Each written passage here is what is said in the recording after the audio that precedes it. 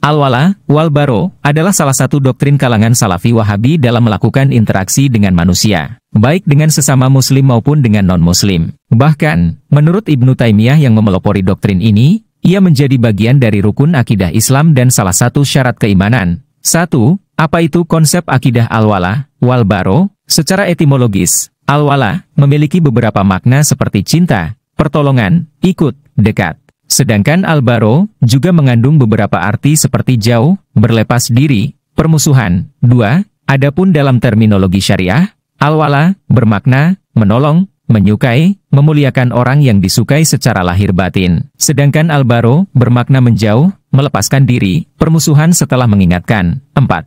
Ibnu Taimiyah dalam Majmu' Al-Fatawa menjelaskan implementasi doktrin ini, bagi seorang muslim wajib bermusuhan dan berteman karena Allah. Muslim wajib berteman dengan sesama muslim, walaupun pernah menzaliminya. Karena, kezaliman itu tidak memutuskan persekutuan keimanan sebagaimana disebut dalam Quran Surat Al-Hujurat 49:9, dan kalau ada dua golongan dari mereka yang beriman itu berperang hendaklah kamu damaikan antara keduanya. Allah tetap menganggap adanya persaudaraan sesama muslim walaupun sudah terjadi peperangan dan pelanggaran perjanjian dan Allah memerintahkan berdamai antara mereka. Muslim wajib bersekutu dengan sesama muslim walaupun dia menzalimi dan memusuhi. Sedangkan kafir wajib dimusuhi walaupun membantumu dan berbuat baik padamu. Allah mengutus para utusan dan menurunkan kitab-kitab agar supaya seluruh agama hanya untuk Allah. Maka, cinta hendaknya pada kekasih Allah, dan benci pada musuh Allah, memuliakan dan pahala pada kekasihnya, sedangkan penghinaan dan siksa pada musuhnya.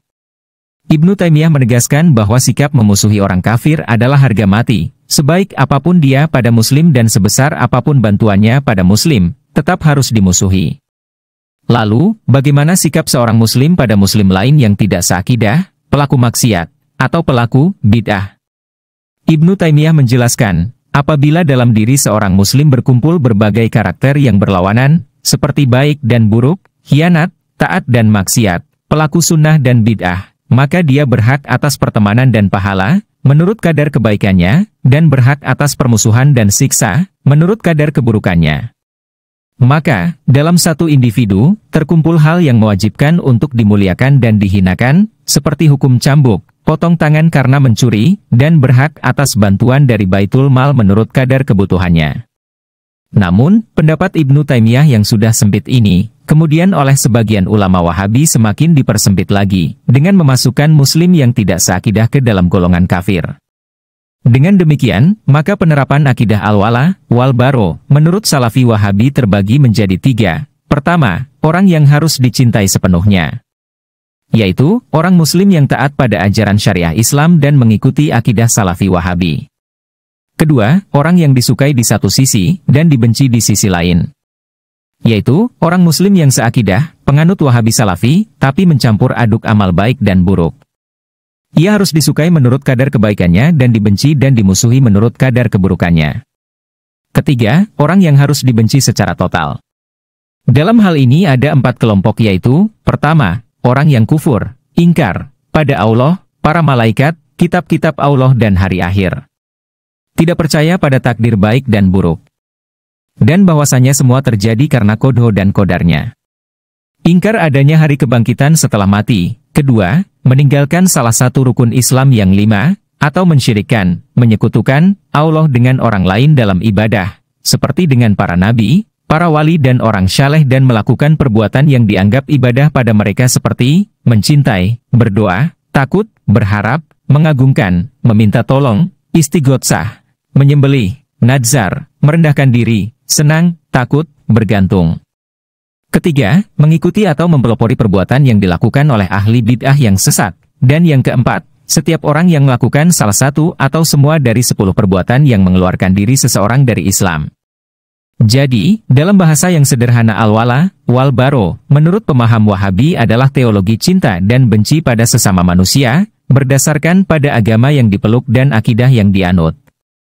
Siapa yang harus dicintai dengan sepenuh hati, muslim taat yang seakidah. Atau dicintai dengan setengah hati, muslim seakidah tapi kurang taat, dan siapa yang harus dibenci dengan sepenuh hati, orang kafir dan orang muslim yang tidak seakidah baik taat atau pendosa. Bisa disimpulkan bahwa, Ada dua benang merah yang dapat ditarik terkait soal ini. Pertama, bahwa doktrin al-wala wal baro adalah doktrin teologi bid'ah yang tidak ada dan tidak digunakan oleh kalangan generasi salaf. Kedua, bahwa doktrin al-wala wal baro atau suka dan benci berdasar agama dan kesamaan akidah, yang oleh kalangan Salafi Wahabi dianggap sebagai akidah dan pilar iman, menjadi salah satu penyebab penting yang melatar belakangi sikap radikal kalangan ini, tentunya, di samping doktrin Tauhid Uluhiyah dan Rububiyah. Sementara, doktrin Tauhid Uluhiyah Rububiyah digunakan sebagai alat untuk mengkafirkan sesama muslim yang tidak seakidah. Maka doktrin al-wala wal baro digunakan untuk dua tujuan, yaitu, pertama, bertujuan untuk mempererat ikatan persaudaraan antara sesama golongan yang sama-sama berakidah Wahabi Salafi. Kedua, bertujuan untuk membenci dan memusuhi golongan di luar, mereka bagaimanapun baiknya golongan luar tersebut. Yang dimaksud, golongan luar, bukan hanya kelompok non-muslim, tapi juga kalangan sesama muslim yang tidak seakidah.